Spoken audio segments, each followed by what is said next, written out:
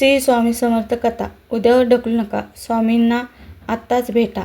एका तरुण दररोज ठरवायचा की आज स्वामींना मठात जाऊन दर्शन घेईन, पण कामाच्या व्यापात तो नेहमी म्हणायचा आज नको, उद्या नक्की जाईन. स्वामी तर तिथेच आहेत, कुठे जाणार आहेत.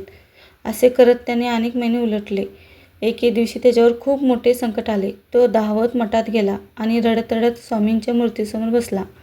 तो म्हणाला, स्वामी, मी किती दिवसापासून येणार होतो, पण आज वेळ मिळाली.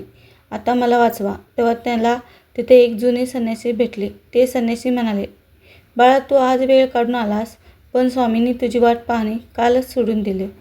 जेव्हा तुला गरज नव्हती तेव्हा तुला वेळ नव्हता, आणि आता जेव्हा तुला गरज आहे तेव्हा तुला वेळाला दोष देतोस. स्वामी वेळ देऊ नका, स्वामींसाठी वेळ काढा. तरुणाला आपली चूक समजली. बोध, भक्ती आणि सत्कर्म उद्यावर ढकलू नका, कारण वेळ कोणासाठी थांबत नाही आणि गेलेली वेळ स्वामीही परत घेऊन येऊ शकत नाहीत. स्वामी म्हणतात, भिवू नको, मी तुझ्या पाठीशी आहे.